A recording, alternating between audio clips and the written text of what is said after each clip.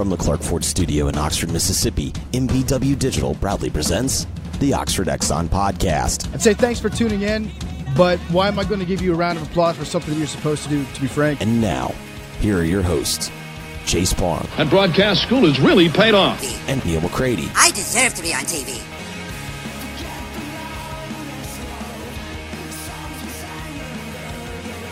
Thursday edition of the Oxford Exxon Podcast. Chase Parham, Neal McCready, Clark Ford Studio this morning. I am going to attempt to get through today's show and tonight's shows. Will be at Funky's on the Oxford Square again for a live version of the Oxford Exxon Podcast.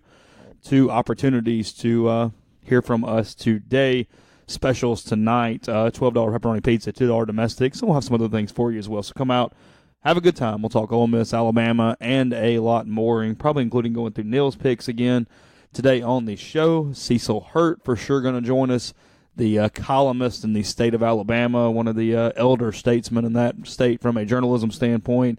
And then usually Jeffrey on Thursdays. If we get him, great. He does have a job. He's got some stuff going on, so we will maybe attempt to work him in. Tired of his excuses, man. It's almost like, we might cut his pay from 0 to less than 0 I if he's not expect to careful. be the damn priority. Yeah. You do kind of come to expect it, though, and then forget it. He goes, yeah, he does have a job. He has something going on. Tired of excuses. Not really your problem, is it? That's a him problem.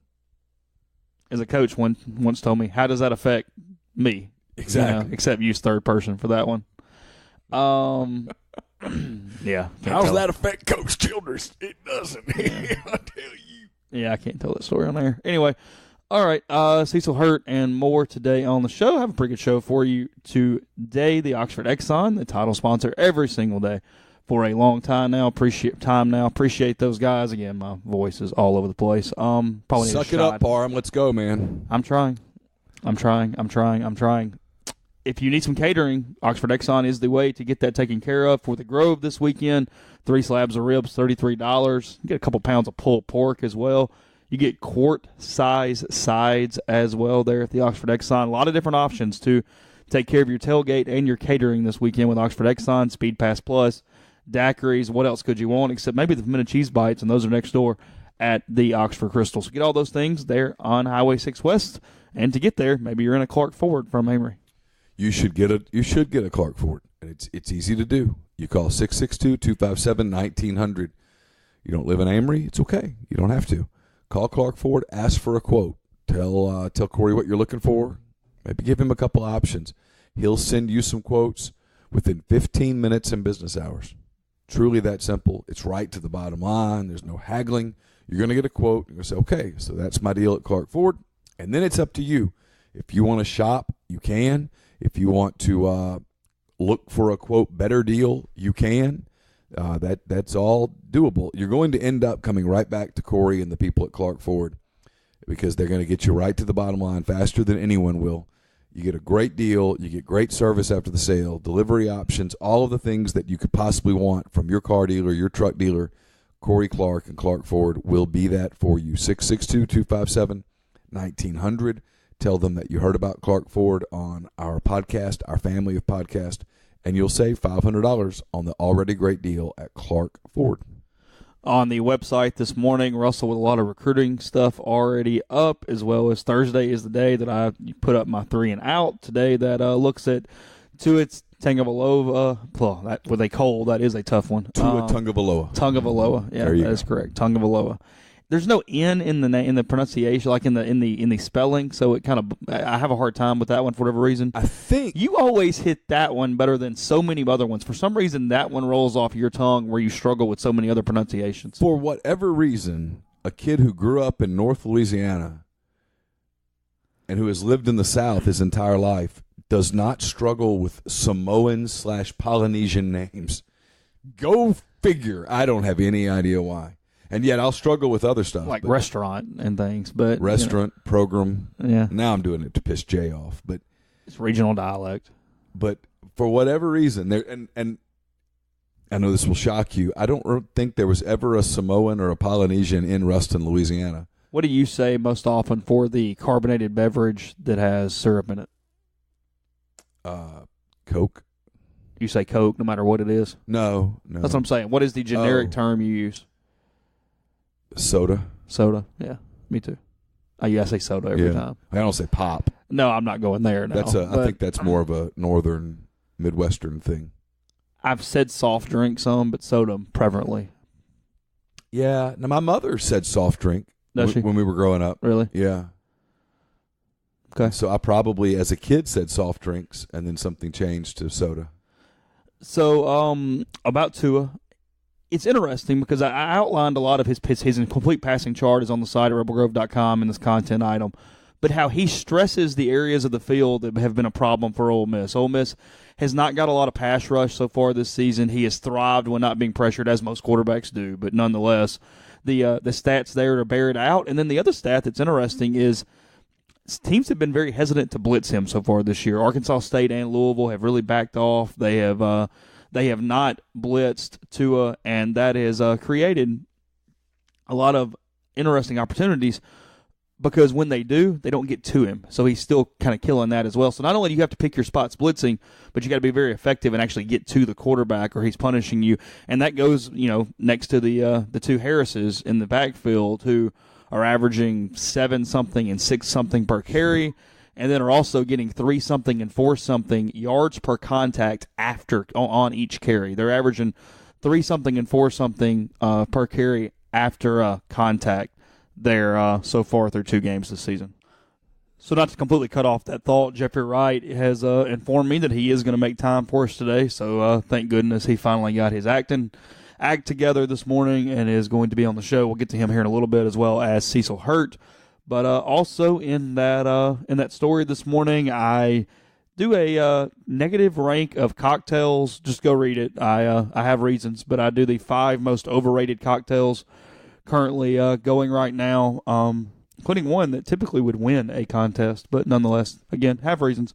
And then a thank you note to Henry Ulrich, the elementary schooler that I wrote about earlier in the spring, still dealing obviously with muscular dystrophy, had some contact with him, different things, and he helped a recent day of mine. So all that on the site at rebelgrove.com in the main story this morning.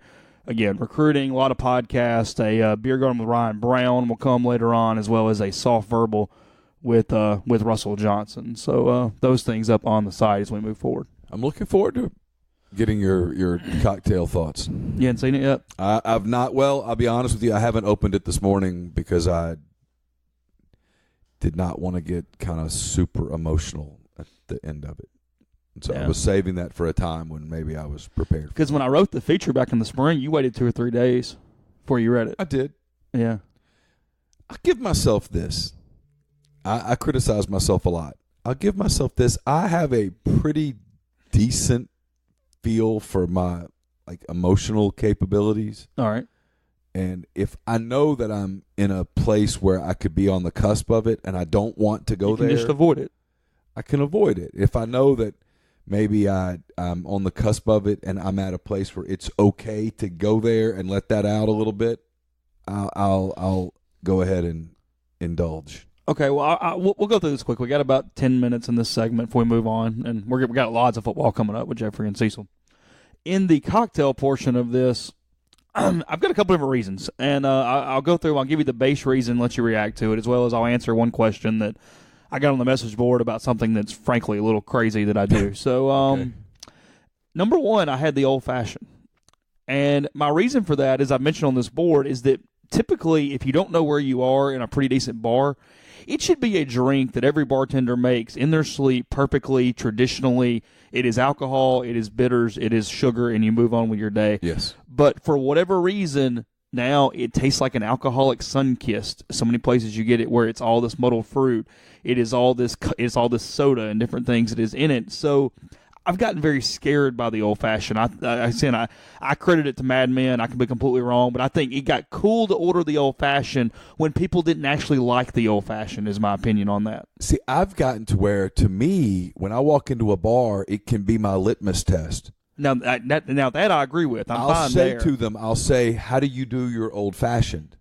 Now, I know this makes me a snob, but it allows me. Yes. It allows me to decide, okay, here's what I'm having tonight. Yeah. If I did this in Houston. I went into a bar on Saturday night. I was by myself. I just wanted to have a couple of drinks. I had the Cubs-Phillies game up on my iPad. I didn't want to be social. I just wanted a drink. And I said, how do you do your old-fashioned? And he kind of looked at me funny. He's like, sugar, bitters, alcohol. Good. I'm in. I'll take one of those. And then from there, I kind of experimented a little bit with some cocktails that were on their menu because I knew now you know how to do your cocktail. If I walk in and I say, well, how do you do your old-fashioned? And they start telling me about muddling, I immediately go, can I see your wine list or what do you have on tap?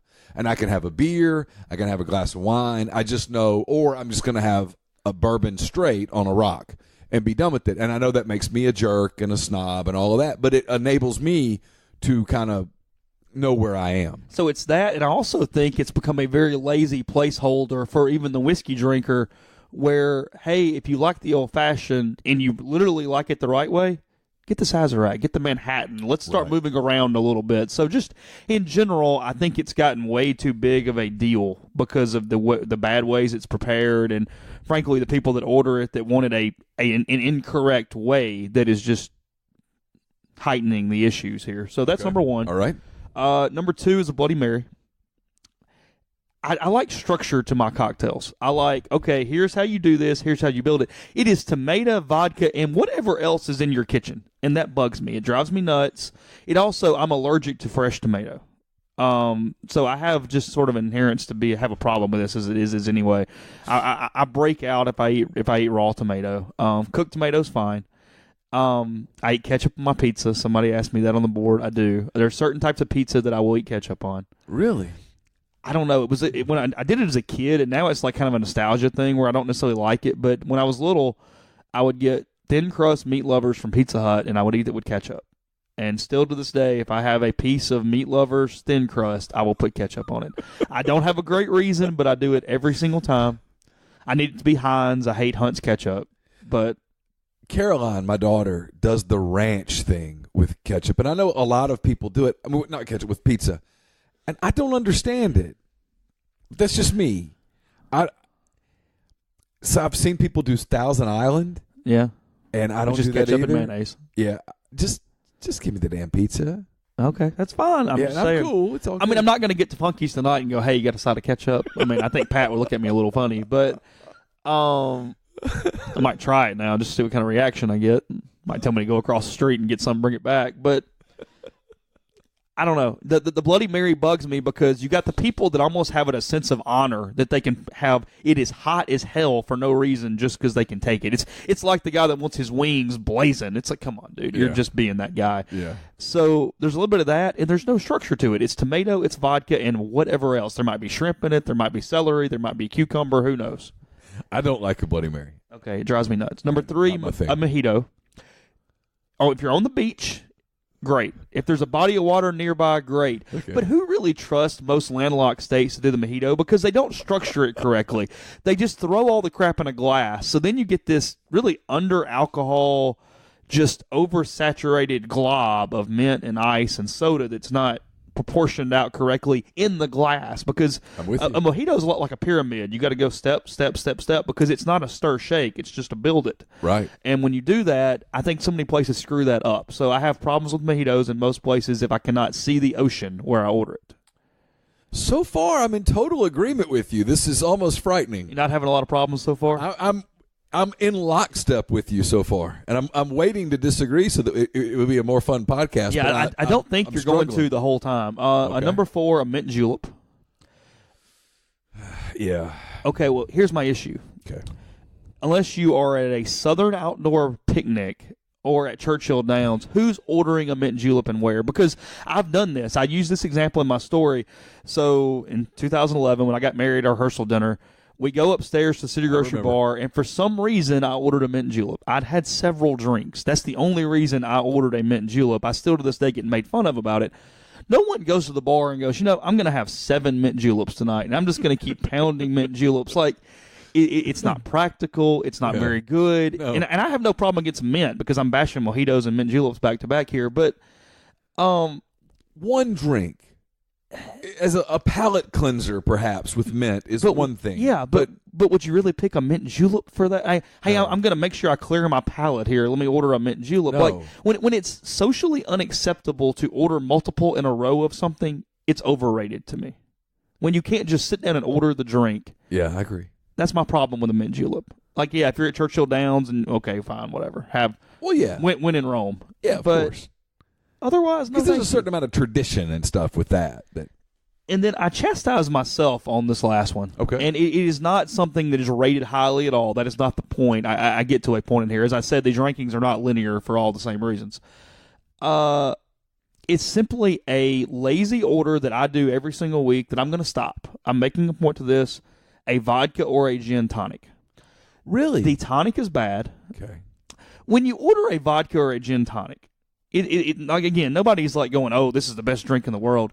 It's just okay, that's fine. I'll have this right now. It's a neutral thing. You're normally going to squeeze tons of lime in it to make it give some taste at all. Yeah. And it's because you either don't want whatever their specialty is, whether it be a margarita or a daiquiri or wherever you are in this restaurant, or it's that you don't necessarily want a beer, you're not a beer drinker at the time, and you don't trust the whiskey or cocktail selection. Okay, so I'm going to put you on the spot here. Yeah.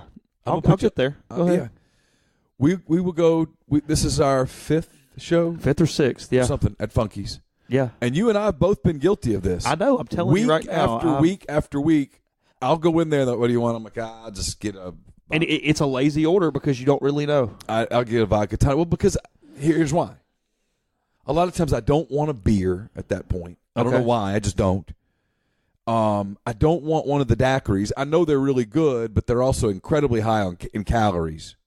And I don't want to order this. Well, and we typically are just getting refills. You're not going to drink 4 daiquiris over the course of the hour. Right. That's the problem with that. That's 900 calories. If anything, I'll close my night with a daiquiri just to get a taste of half of one, and then I'll move on with my day. So what are you going to order?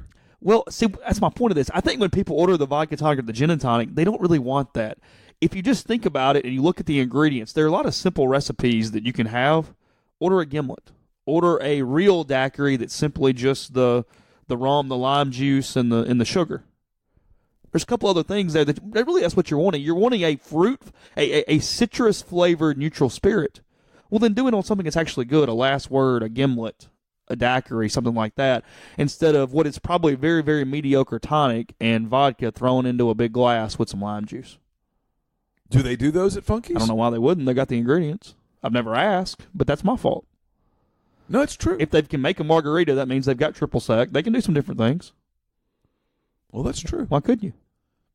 And I love just a traditional margarita. Yeah, they have margaritas. Okay, fair enough. You have fresh squeezed lime juice. Yeah. You have some simple syrup. Yeah. You have triple sec, and you have tequila. Yeah. I'm good. That's my point. Yeah. Margaritas have frankly been one of the specials the last few weeks. $4. All right. Well, you know what? Just saying. I will accept your challenge this evening. I'm just saying. That's my thing. I think that it is a lazy order when it's not actually what we want. It's an easy thing to grab and move on with your day. In the end, I just like a really good bourbon or whiskey on a rock. Yeah. I'm happy. I don't need all the other stuff. So that was my list. And my explanations. You can read more, obviously. I go in more detail. Well, that's good. No arguments, huh? No. I fail to find anything that I disagree with. Even the indictment, I plead guilty. I do the same thing. The only one that really, really bugs me is the old-fashioned because I really like them, and then the Bloody Mary just confuses me. Well, I love an old-fashioned as long as they don't put too much sugar in it. I want just a little simple syrup. I'm going to do what Jonathan Howard. I'm going to do it this weekend. Jonathan says make a brown sugar simple syrup. Yeah, I've heard him say that multiple times. And just use a little of it. Just a little. You don't want to turn it into a syrup drink. Right. Just a little. Let's go to our guest here in 1 minute. Before we do that, speaking of alcohol, Oxford Wine and Spirits are coming into town this weekend. Go there. It's next to Lost Pizza on College Hill Road. Neil and I are in there regularly. And the everyday prices are 5% lower than industry standards, and they'll help you out, the podcast guests. You got to stock up. You got to buy a lot of alcohol. So spend $150 or more. When you do that, 5% off wine, 10% off liquor when you tell them you heard about it on the podcast. Again, that's Oxford Wine and Spirits next to Lost Pizza on College Hill Road. If you're coming in this weekend and you haven't made tailgate arrangements, don't panic. You are kind of pushing it a little, but don't panic. Call 7 South Tailgating. Get in touch with Kyle Thornton and the people there at 7 South at 7southtailgating.com. They're celebrating 10 years of business this season. Try them once. You'll never tailgate without them again. No matter how simple your tailgate is, or how intricate it may be, whether you have your own gear or you need to rent everything from them, they can take care of you. Again, 7southtailgating.com. Podcast also brought to you by Oxford University Bank, OUB, locally owned and operated right here in Oxford. When you deposit money at OUB, that money and the vast majority of the bank's profits go right back into the Oxford community. OUB gives you the comfort of home, all the benefits the big mega banks provide, all the technology and products you want, all with the personal touch. They offer their customers the best cash checking accounts called Kasasa, and with Kasasa, OUB will pay customers 2.5% interest on their balances up to $50,000. And with Kasasa, ATM fees nationwide are refunded. To learn more about OUB, check out liveoxfordbankoxford.com or call 662-234-6668. OUB is FDIC insured. Podcast also brought to you by Harry Alexander. Harry's an Oxford-based RE/MAX legacy realty agent. He's been in Oxford more than 4 decades. No one knows the residential and condo market in Oxford better than Harry. Go to his site. He'll prove it to you. It's harryalexander.com. Click on the Properties and Neighborhoods tab at the top left. Filter through by what you're looking for. And then send him an email, ha@harryalexander.com. And we're brought to you by Grenada Nissan. If you're in the market for a Nissan vehicle, that's the place to go. It's just off Interstate 55 in Grenada, Mississippi. They have a complete selection of new and previously owned Nissan vehicles. Go in, test drive one today. I've been doing business with Grenada Nissan for more than 10 years. You can take my word for it. They're awesome. Their customer service is great. Their service after the sale is great. They're just really good people. They've been great to us, to this podcast, to our site. So if you're in the market for a Nissan vehicle, that is where you should go, and tell them that we sent you. You'll get Rebel savings on top of the already great deals at Grenada Nissan. It's GrenadaNissanUSA.com. Now we'll go to Jeffrey Wright on the Billy's Pecans hotline. Jeffrey, good morning. We'll obviously go over picks here in a day or so when it goes live at rebelgrove.com. We've spent a lot of the week just kind of discussing Ole Miss, that defensive performance that wasn't on Saturday against Southern Illinois. Is there anything we're overlooking here for this to be a competitive game? Where do you kind of sit just on the overall tenor of what this thing looks like over the course of 3 hours on Saturday night? I guess maybe like if I'm trying to come up with a scenario to where the game is close, it is Tagovailoa's first true road start. So you can factor that in to an extent. And then I guess the other aspect of it would be, well, what if Alabama just decides they're going to shorten this game? Because the less Ole Miss is on the field, the better. And so what if they just decide, well, we know we can run the ball against them. We know we can do whatever we want against them. But let's start chewing the play clock and kind of shortening the game that way. Alabama doesn't really typically do that. It's not that they don't subconsciously like hurry up, but they typically haven't been a team that just tries to run the play clock down to 1 every single time and then snap the football. I mean, they're not Wisconsin in that sense, but perhaps that shortens the game, and so there are fewer possessions, and if there are fewer possessions, maybe Alabama only gets into the high 30s and Ole Miss only touches the ball 8 times, and then maybe they get a couple scores, but I don't know. I'm very much in my head on this game because you look at both numbers. You look at the line and you look at the total. I believe right now, currently on the line, it's like 78% of the money is on Alabama, and then 94%, I believe, is on the over. So that makes the over so scary. Right. So that gives me hesitation. You're right. I'm not as hesitant on Alabama's number as I am the over. But then I think about like last year. Think about how many games there were like 90-something% of the money of bets and money on the Patriots, and they would still cover. Yeah, it's a lot like that 2011 Alabama LSU college football season where you just bet on them no matter what every week, no matter what the line was. They couldn't set the number high enough. Yeah. And I mean, I don't know about y'all, but when I watch Alabama play this year, I think it's the scariest Alabama team that he's had since being down there, because on top of the defense being the Alabama defense, he's finally got a true. I mean, when I just feel like that they are the scariest offense we've ever seen because they truly have a playmaker at quarterback, and when you can look at it, from a gambling perspective, you can look at it and know, okay, this smells like a rat. But at the same time, like, you can also look at it from a football perspective. It's week 3. I don't know how Ole Miss stops the run. I don't know how Ole Miss stops the pass. I do think Ole Miss is good enough to score, but I don't know if they're good enough to score more than 3 times. Exactly. I mean, that's what it comes down to for me. Like, I'm with you, man. I don't see it, and I've had this conversation. You know, I worked in Alabama all those years, and so people from over there call and they want to do radio shows and such, and I get it. And I worked in that state, and it sells, and I understand. They're trying to make a story where there's not a story. There's no empirical data at all. None.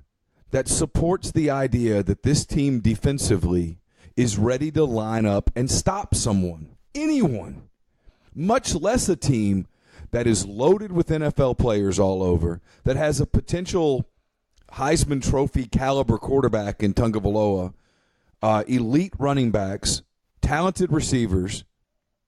There's nothing to support that. And this expectation that Ole Miss is going to line up and put 35 to 42 points on the board against Alabama is patently absurd, in my opinion. It's unfair to Jordan Ta'amu and to A.J. Brown and to DK Metcalf and to the kids on that offense for that to be the expectation. My opinion. No, I completely agree. And that's the other thing. For the most part, when Ole Miss has been playing this year with Ta'amu at quarterback and even going back into last year, it's never been like this kind of game where he knows going in, he's going up and against an elite defense and he has to score every possession. Every other game that he's had to, even when he gets into these shootouts, they know that they've been going up against, like, they're the type of shootouts where everyone feels good and everyone keeps scoring. But on the other end of the field, there's never been an elite caliber defense. I mean, I guess the state defense, but even with that one, I feel like that was, 2 or 3 explosive plays? And then after that, I mean, at the end of the game, I think Jordan was still under 50%, wasn't he? Yeah, right around there. And kind of what it makes me think of a little bit is, now look, it's Phil Longo's job. It is what it is. I'm not necessarily saying, hey, have pity for him or anything, but even from a player standpoint, I think you saw this with Shea Patterson last year through much of the early season as well with the pressing. It's a lot like that pitcher who doesn't have much offense and knows he's got to be perfect every single game, and it just stresses you and stresses you and stresses you where one mistake's a problem. That's sort of until the defense improves where Ole Miss is offensively, because they have to hold serve. It's constant pressure on them every time they get the ball. Play calling probably changes a little bit. Even against Southern Illinois, Ole Miss, when they got into a third down situation, hey, let's use them 101s. Let's just throw it deep, try to get back on schedule here. I think over the weight of time with it, it also wears you down and makes you potentially have dumber or at least more reckless decisions on an offensive standpoint. I completely agree, because you don't have any faith. For instance, if Alabama gets into a situation where it's 3rd and 12, I don't know how that happens. I guess technically they could have maybe had 2 or 3 holding penalties, and then Alabama just ran it on 1st and 30 and then 2nd and 20, and then you'd have 3rd and 12. Okay. But say they get into that situation and they're backed up in their own territory. Alabama's not super concerned about having to convert that. If they punt it and let the defense play, like, that's not the end of the world for them. Every punt for Ole Miss feels like the end of the world. Yeah, I mean, just bottom line. I mean, that's kind of where it is right now. Ole Miss missed 14 tackles last week against Southern Illinois. As I told Neil a few minutes ago, the 2 Alabama running backs are averaging almost 4 yards a carry after contact so far this season. Yeah, I mean, to me, missed tackles to me are always... Missed tackles are very similar to me for fouls in basketball. A lot of times you're fouling because you're out of position. A lot of times you're missing tackles because you can't get to the spot. You can't make the tackle. I'm well aware because I could never get to the spot and never make the tackle. I understand what it's like to be athletically at a disadvantage when you're trying to tackle people. That's exactly what I see with Ole Miss. I think back to that Houston game, and everyone goes, I don't like these white jerseys. It makes them look small. Well, we saw them in the red jerseys last week. They still are look small. They're small and they're slow. I mean, Jeffrey, we've had we've had this debate that's going on, and I get criticized because people tell me I'm criticizing other media, and I'm not trying to, but sometimes if you just earn the criticism, it is what it is. We are having this debate week after week, press conference after press conference, where everyone keeps talking about fits and eyes and all of this, frankly, pardon my French, everyone, bullshit. Yes. It's whether you think Wesley McGriff is a great defensive coordinator, the worst defensive coordinator in history, or anywhere on that scale, there were plays on Saturday against Southern Illinois that went for touchdowns, that went for long gains, where defensively, schematically, the defense was in the right place. It just didn't make the play. That's talent. Were there times when the defender wasn't in the right place? Yes, but it's very hard to look at that film and say, is that because he wasn't coached to be in the right place? Or is that because he just couldn't get to the right place? It's kind of like your NBA analogy. You can be the guy that is assigned to guard LeBron James, for example. Mm-hmm. And you can be in the right place the entire time, and he still goes for 37 and 11. Take a break in our talk with Jeffrey to tell you the podcast is also brought to you by Locker Stockers. The customer places the order, and they handle purchase and delivery to your locker or suite prior to game day at Vaught Hemingway Stadium. Same deals will be set up for the Pavilion and Swayze Field as well. You can get some discounts and different things by using Locker Stocker, and tell them about the podcast, 662-586-1487, or info@lockerstockers.com. 2 home games in a row here with Alabama and Kent State, so don't wait. Let them help you today. We've been telling you about Robert Gambrell and Gambrell & Associates for a while. Robert knows that many of the people listening to this podcast will never need a bankruptcy attorney or a Social Security disability attorney. However, many of you may be interested in reviewing your financial situation to consider asset protection. This is a part of what a good bankruptcy attorney does. Many of you have friends or relatives that get into difficult financial situations. Gambrell & Associates helps many people work through their times of hardship, whether that results in filing a bankruptcy petition or working to avoid a bankruptcy filing. Others are primarily worried about their credit scores. For those people, many times they refer their clients to Brian McLaurin, another advertiser on this podcast. Whatever your needs may be, you, your relatives, or friends can get a free consultation for 1 hour or more to help make your decision on what is best for you. avvo.com or superlawyers.com to search for Robert Gambrell, or you can just call him 662-281-8800. Now back to Jeffrey Wright on the Billy's Pecans hotline. And on the plays when you're not in the right place, he makes you he has a Sports Center highlight. It's that simple. It's both. You can be both out of place and not talented enough to make the plays. And that's where this defense is. There is a dearth of talent on defense. We went into this offseason, and everyone would say, and I'm being somewhat hyperbolic, but it was a lot of people, well, there's no way they can be worse than last year. And because there's so much homer in the media today, in general, people like us who would say, well, I mean, technically, yeah, they could actually be worse. They lose their best players. They lose the best players off that defense. Breland Speaks is playing in the NFL. Marquise Haynes is playing in the NFL. DeMarcus Gates was a very good SEC linebacker. Taylor Polk was a guy who was always in the right place. They lost those people, and now they lose Jalen Jones in week 1 to an ACL injury. It is absolutely possible that they're worse on defense this year. Yeah, I mean, to me, it's as simple as they're not big, they're not fast, and then on top of that, they appear to have very bad eye discipline, and they don't appear to be technicians, if you will. Like, oftentimes you have teams that don't have the service academies. They're at a talent disadvantage. But when you watch the service academies, you can tell that from a technical standpoint, technique, everything, they are dependent on that, and they can make plays. Ole Miss doesn't have any of that on defense. So, and you're just expecting me that because it's going to be a night game at Vaught Hemingway Stadium that all of a sudden they're going to correct that? I just can't. I don't even.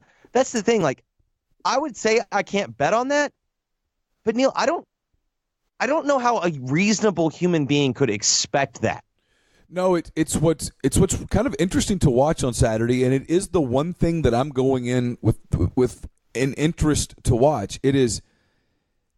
I think there has been so much emphasis on McGriff's part on let's stop the run, let's stop the run, let's stop the run, let's stop the run. And I understand that because everyone spent the entire offseason writing about how they couldn't stop the run. That on these 3rd and 1 type plays, 3rd and 2, where the down and distance calls for the probability of a run play, they are selling out to stop the run. Linebackers are getting out of place. They're slipping a tight end behind them. 25-yard gain, first down. There's those kind of plays. I think what will be interesting is can Wesley McGriff and John Sumrall and that defensive staff, can they convince these guys to just be disciplined, to play your assignment? And now, are you going to lose? Yeah. Are they going to get yards? When it's 3rd and 1, don't bite on the fake. And then if he gets the ball on a dive and he gets 3 yards, you make the tackle. 1st and 10, keep going. That's the only scenario in my mind where the game potentially gets interesting, where if you do that and you're disciplined and you make them earn it, if you will, maybe they make a mistake. I mean, they're human. I said this to Ryan Brown on the Beer Garden, and you'll hear that later today or tomorrow. Talking about it, he is a young player, as you referenced, making one of his first true road start. It is at some point this season, Tua Tagovailoa will make a bad read. At some point this season, he will make a bad throw.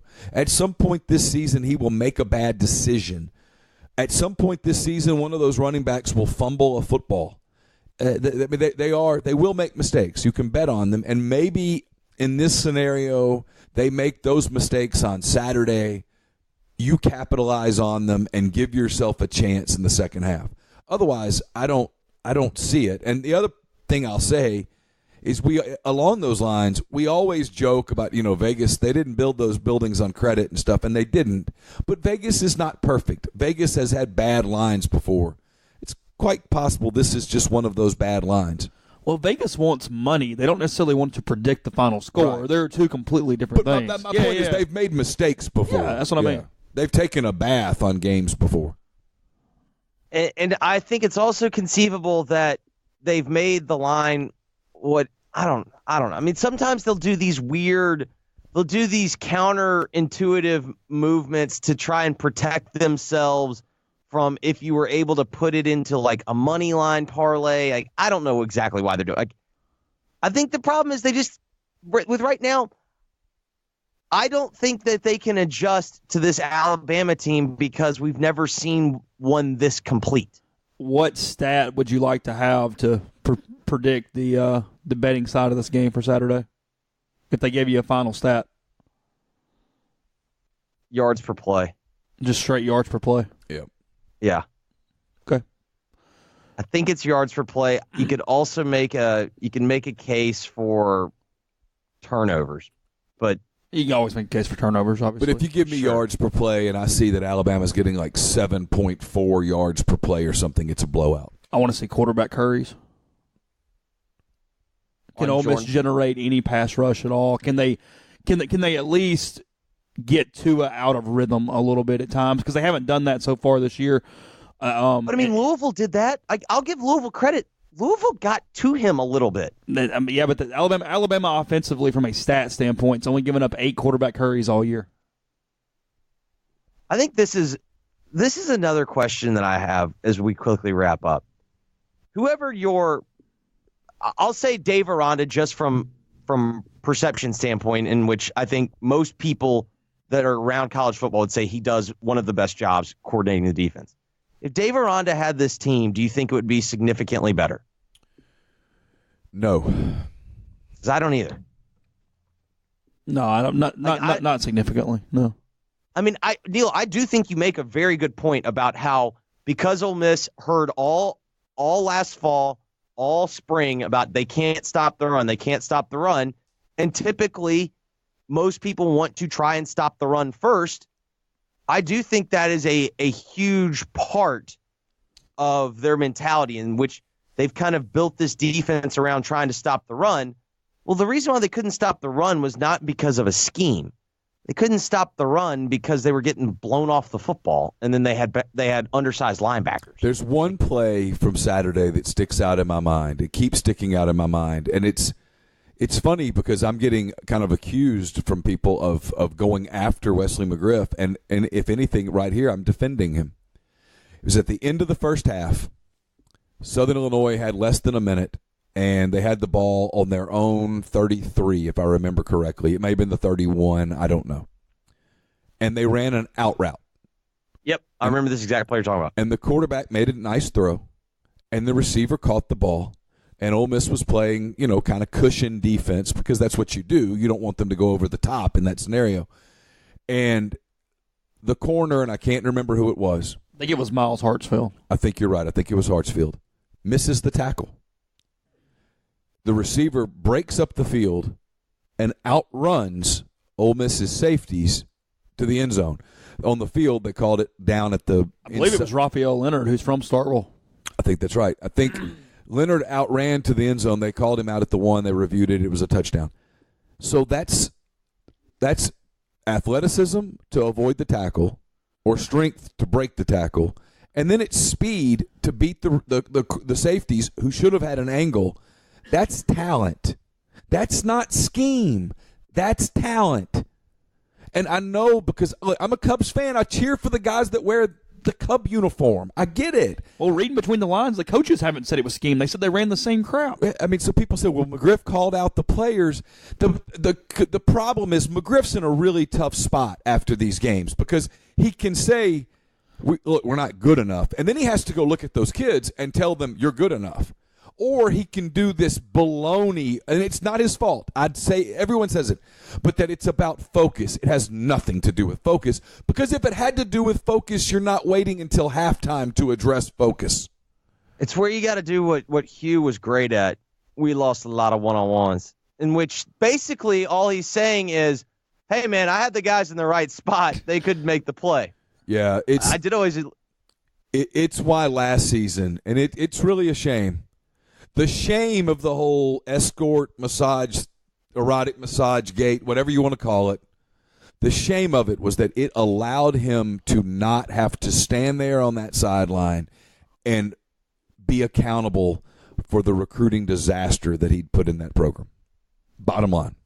No, it's just a shame that we have the climate that we have today in America. Well, that's true. That's what's holding Hugh Freeze back. That's it. Who do you got today, Jeff? So today I'll be hosting Eric's show. Neil's going to join me at the bottom part of the second hour, so about 3:25. For those of you that are listening before then, make sure you tune in. You can always stream us live. Just go to 929ESPN.com. You can always stream us live. I will also have Ryan Glassfiegel from The Big Lead, Craig Unger, the president and GM of the Memphis Redbirds. The Redbirds are in the PCL championship game. That series tied at 2 as it comes back to Memphis on Friday, so we'll have him. And then coming up today on Jeff's show, Jeff will have Stephen White of SB Nation and Doc Holliday. Again, both former Memphis area high school players. Doc played at Memphis and the CFL for a while. Steve played for the Bucks and the Jets for about 7 or 8 years in the NFL.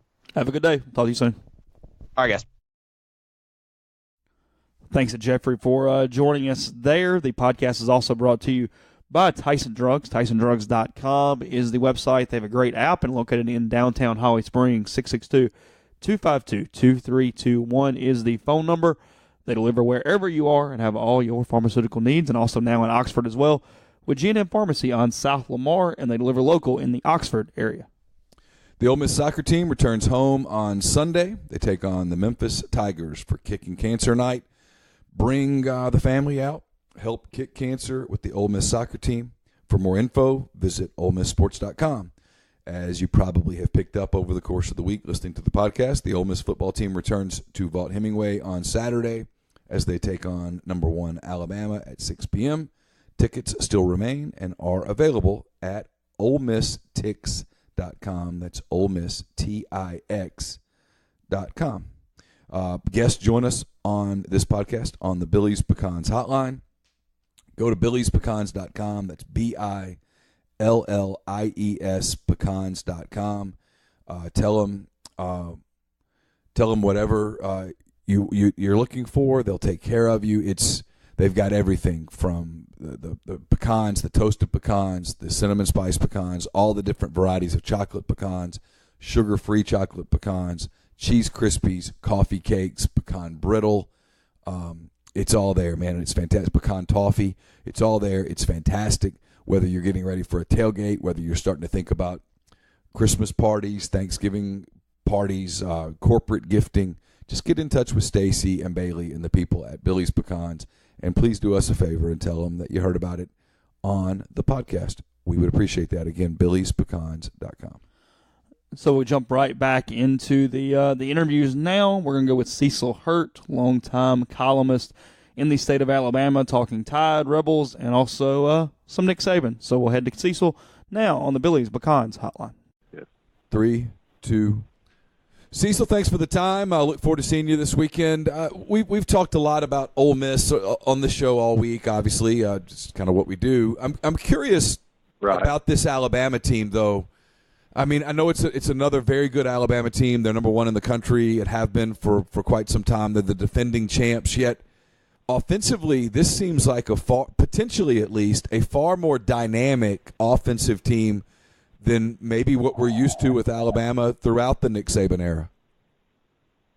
Well, it goes back to having a quarterback who's a unique talent into just a guy with tremendous vision, not great size. You'll look at him and you'll say, well, this isn't Cam Newton. This isn't a 6'4", 6'5" guy out there running around.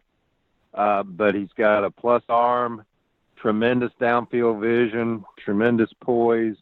So he's a unique talent, and it's a unique situation that they've also got a quarterback that's taken them to the national championship game twice. So that's a dynamic that Nick's had to work with. But as much as Jalen's done for Alabama, and as much as I think most Alabama fans want him to succeed, you just have to recognize, and Nick had to recognize, that Tua's a once every 20 years kind of player. How has Jalen Hurts sort of handled this? I mean, I know there's been some moments where maybe it hasn't been the most graceful thing in the world, but like you said, I mean, he's a guy that won a bunch of games at Alabama, and to lose your job's never fun. How has he kind of handled just the way this has worked out the first couple weeks of the season? Well, first of all, now they don't do much media. He's only done one media opportunity since A-Day. But he's been okay. It's frustrating probably in some ways, but he's a competitor. He understands what his situation is. He can graduate at the end of this year, and whether he redshirts and has 2 years or whether he's just a one-year guy, he'll have a lot of options. I think he wants to be. He's a teammate. He wants to be part of this team. He wants to participate if they make the playoffs again, if they make the championship game again. I think that's what he's indicated he wants to do, and to keep competing for the job. And he does get frustrated because, as you know, as anybody who listens knows, there are a world of people, and you've lived in Alabama. You know what it's like when you're the quarterback at Alabama. I guarantee you more people know Jalen Hurts than Kay Ivey. I'll promise you that's the case. Kay Ivey's the governor, in case you don't know. So it gets frustrating because he has to hear or see, no matter how many filters you put on it, no matter how much you try to avoid it, you hear everybody saying Jalen should do this or Jalen should do that, or even worse, Jalen said this or Jalen said that, when he hadn't done any interviews. And so that gets frustrating. I think he was frustrated about that in August when practice started, and he vented some of that frustration. But, in terms of being a problem for Nick, I don't think he is. I don't think it's that kind of situation. So it'll work out. You never know. First of all, he's nobody wants to see this happen, but he is one play away from being the starter again, and he knows that too. So he's a valuable asset. They can put him in situations, and it's tough for a defense to prepare for both of them. So I think he's been fine.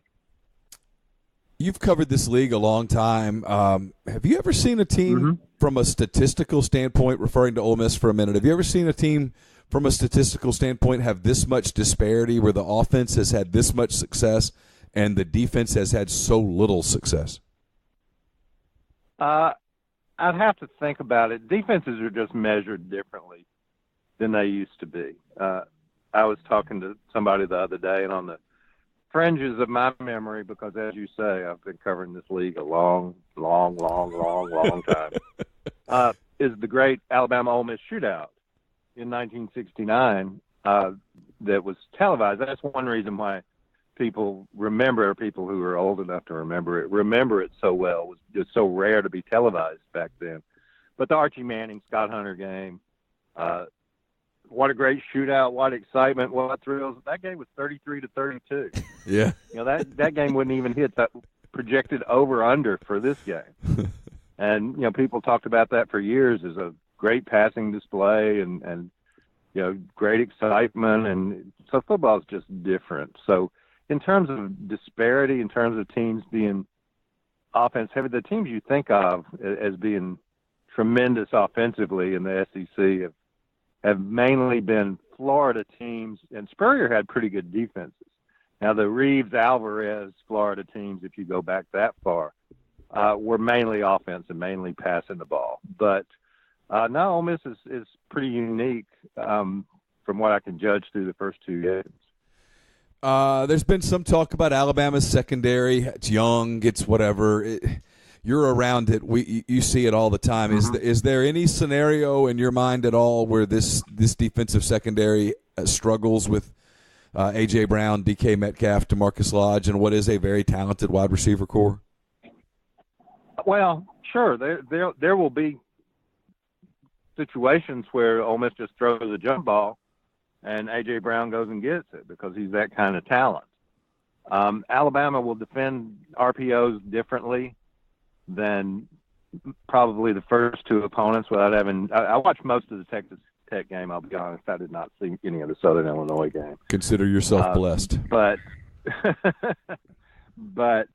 Alabama in general defends RPOs a little bit differently because they have big safeties, they have big corners, and they'll not give you – in many instances, the easy yardage, the 4 or 5 yard pass that's sort of automatic, that's almost a modern day version of the run game, where you just throw to the check down guy and you get your 3 or 4 points. They'll dare you to beat them deep. They'll dare you to protect your quarterback long enough to beat them deep and to beat their athletes deep. They do have athletes. They're very athletic in the secondary. They are young. They don't have a Minka Fitzpatrick back there. But their safeties are, Deontay Thompson's good, Xavier McKinney's good. Patrick Surtain will be a NFL player. He's probably the number one freshman defensive back in the country last year, and is making a move. So that area is actually good and deep. They're actually more thin up front. Their front seven is good 1 through 7. The starting 7 guys are really good, but they dip pretty. And this is a difference in Alabama teams. They dip pretty substantially when they have to substitute with those guys.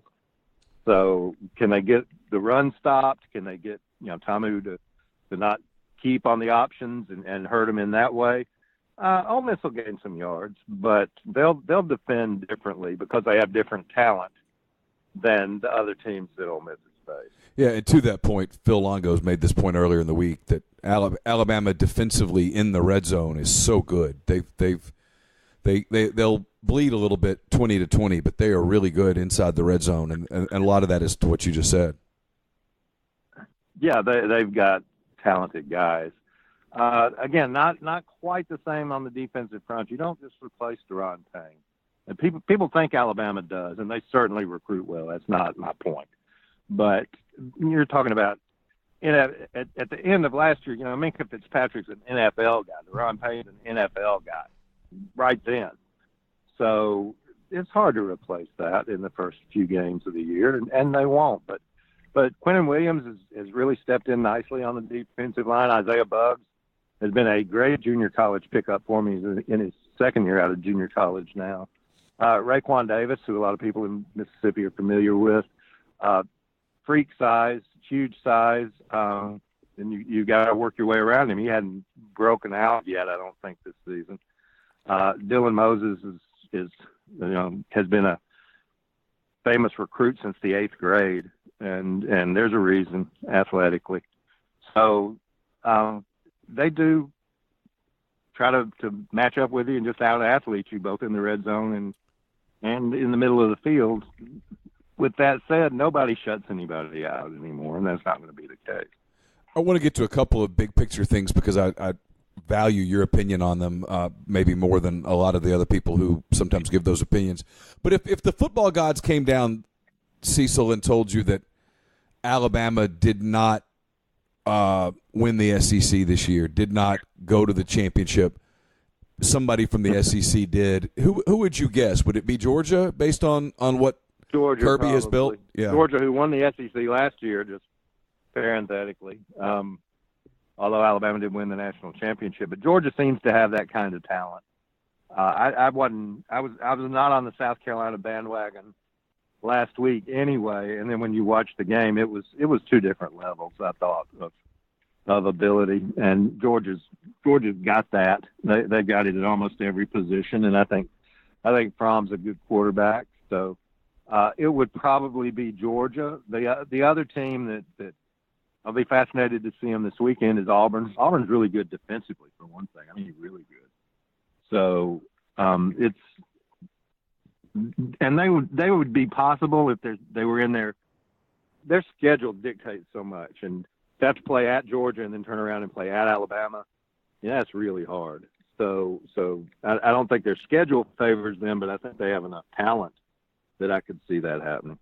And then I wanted to get your thoughts quickly on Texas A&M, Jimbo Fisher, and you watched, I'm sure, some of that game on Saturday. In your mind, was that a harbinger of things to come for A&M, or was that just kind of one of those one-off emotional games? Yeah, a little of both, I thought. And Clemson played some games like that. They've played Auburn that way the last 2 years, where it's close and they do just enough, and they're good. There's no question that Clemson's really good. But I'm not convinced that Clemson's any tougher than what you get a few weeks in the SEC. And that being said, when they had Deshaun Watson, they were, because they had Deshaun Watson, and they could develop into that this year. I'll be interested to see how much more Trevor Lawrence plays for them. But as far as A&M goes, they've got athletes. Again, they're one of the SEC teams that benefits from size and geography. That they don't just run out of players, even in a coaching transition. Jimbo didn't walk in there with no players. So if they're a little tougher, play a little tougher, I think long term they're going to be very successful. This year, they come to Alabama the following week after the Alabama Ole Miss game, and it'll be tough for them to come into Tuscaloosa. So it'll be tough against Auburn. It'll be tough against State. It'll be tough against Ole Miss, and they won't win all of those. But I think he will build a program, because I think he'll get a lot of athletes. Texas being down, they have a little to do with that, but I think they were going to do that anyway. A couple of Saban questions as we finish, if you don't mind humoring me. This is where I'm just kind of curious to get your input on it, because no one knows that program better than you do, with maybe the exception of people like Nick Saban who are in it. How different is the Alabama program if I guess what was that, 10, 11 years ago, if maybe Malmore and the people there panic a little in that December and the Rich Rodriguez thing happens or they hire someone else, how different is the Alabama program today than what it would have been had Nick Saban not happened? Yeah, it's almost impossible to speculate because there probably would have been a coaching change in between there. I don't think anybody could have come in, and nobody could have accomplished what Nick's accomplished. 5 national championships in 9 years is ridiculous. I mean, that's really an amazing achievement. So I think they'd be a lot of good programs, and you don't know how that skews. You know, would they be where Tennessee is? Would they have made hires that just didn't work out and got deeper and deeper down? I don't think so. You know, they have a lot of resources that they'll bring to bear if that's the case. If they're in a losing streak against Auburn and so forth, they'd have gone out and brought in somebody, may have been Jimbo, who knows. So it's impossible to know which way that would skew. I mean, they could be sitting there. They could be where Georgia is, where they got kind of the right guy and he worked it out. But it wouldn't be where it is. That was just the correct alignment of the planets for Alabama. And you have to be one of the many things that Coach Bryant and Nick had in trouble. They are larger than life egos, and I don't mean that they're egomaniacs. I don't mean that they don't see the process for what it is, but they have absolute confidence in what they do and that they are going to be successful. And they are able to convey that to people. And the situation here is they get 100% administrative support for whatever that vision is.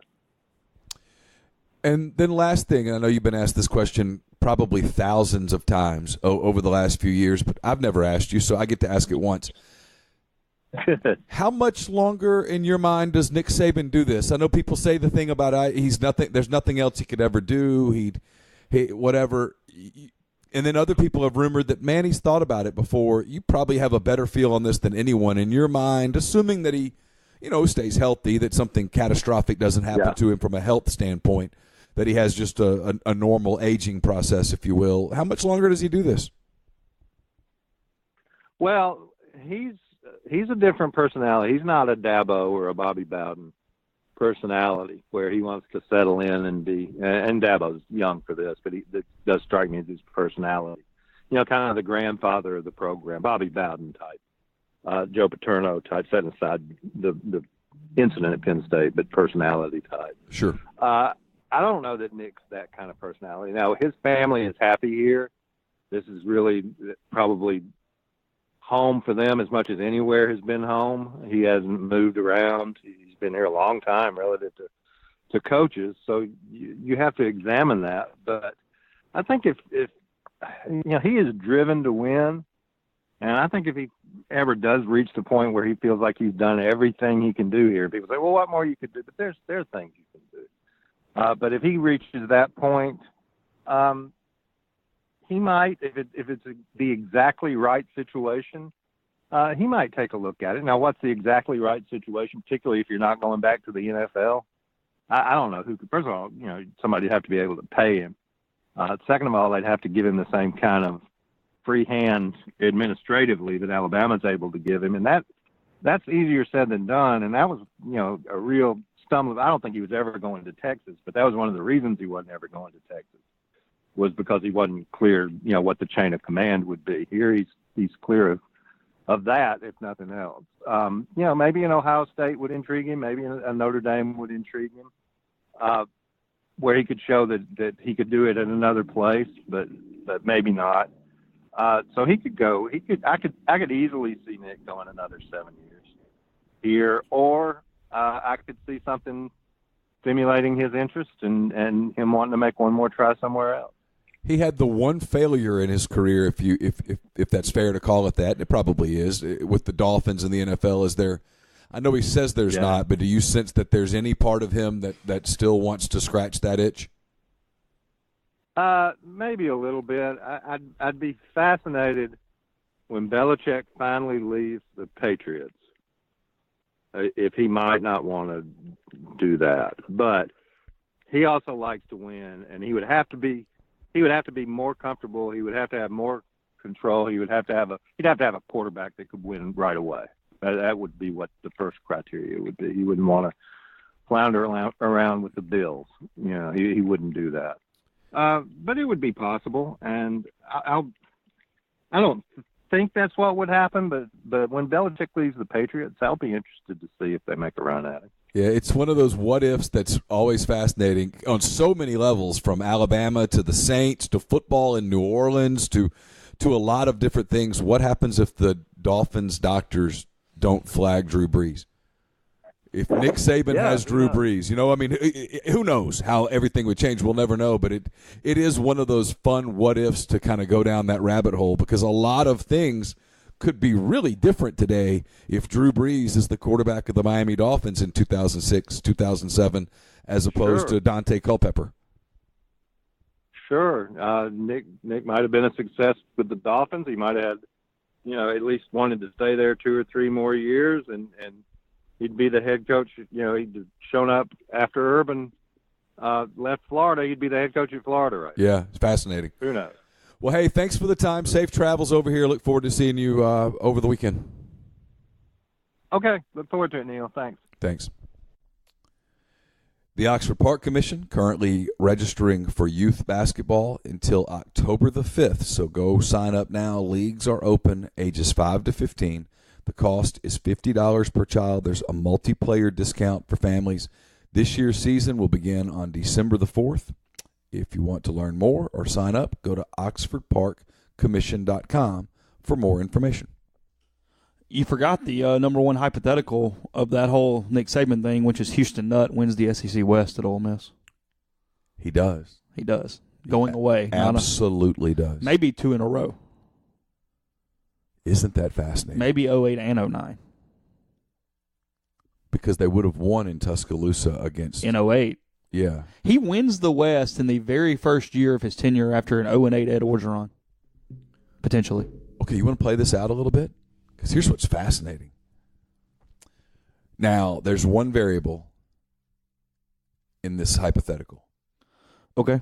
Let's say Nick Saban's still with the Miami Dolphins in 2008 and 2009. I agree with you. I think Ole Miss wins the West both years.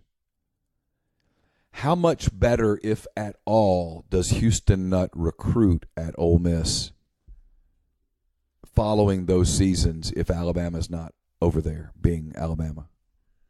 I don't know. Because if he's not recruiting any better, the fall-off happens just as it did.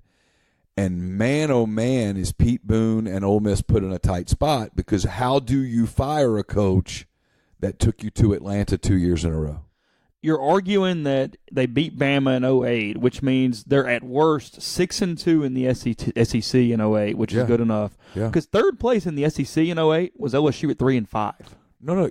If Nick Saban's not in Tuscaloosa, Houston Nutt wins the SEC West in 2008. I don't know whether he wins the whole SEC, but he wins the SEC West. Yeah, I don't care about that. That's not the point. They're in Atlanta. They're playing another game in Atlanta. Yeah. And then in 2009... They end up finishing one game behind LSU, but again, who knows, whatever. Let's play it out. But they beat LSU. They did. So they would have won the tiebreaker. If they tied them, yes. But see, both teams lost to Alabama, so I'm having a kind of a hard time. You know what I mean? Yeah, you potentially still fall one game behind LSU. Okay, but let's say they win one of the 2 years. Yeah, sure. And the other year they would have won one more game. They go to the Capital One, whatever. Yeah, 10-3. Do they recruit differently? My gut says not enough to solidify it. So not enough to make a tangible difference. I still think Houston had a mentality where he was not ever going to, and I know it's dumb to say considering we're saying he's going to win the West in this situation, but I don't think long-term wise Houston ever had the mentality that Ole Miss was going to be that perennial power in the SEC. Oh, I agree with that. Do you think his attitude changes if he's in Atlanta a couple of years in a row? Maybe. Or he just gets cocky and maybe he just sits on his self a little even more. I don't know. It's fascinating. Yeah, I don't know the answer, but I mean, no doubt he wins it in 08, though. Oh, yeah. From 0-8 Ed Orgeron to SEC West champs 1 year. That lose to Wake Forest.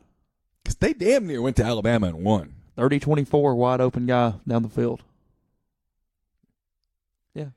The one throw Snead probably wishes he had. Oh, no doubt about that. Because that's a game winner. Now, it doesn't win the West or anything, but it's still a game winner, yeah. It would have been a big win. Yeah. Bama went 8-0 in the league that year, I think. God's honest truth, I walked off the field that day, and Chris Vaughn happened to be right next to me. You remember this? And I said, y'all aren't losing again. Yeah. And they go beat Arkansas the next week. And he goes, man, I hope so. And you could see in his eyes, we got to go to Fayetteville. It's going to be ugly. And he was right. Yeah, I knew it was coming there. Chris Vaughn told me that week it's going to be so ugly. Yeah. And it was. Boy, was it ugly. Yeah. So. Uglier than any game at Tiger Stadium's ever thought about being. Mm-hmm. But, yeah, it's a fascinating deal. And it almost happened. It did. Rich Rodriguez was the Alabama coach for a few hours. Rita Rodriguez has changed the SEC as much as any person on earth in the last 10 years. That's fair. It's very true. Appreciate Jeffrey. Appreciate Cecil. Come see us tonight. We'll talk to you again soon.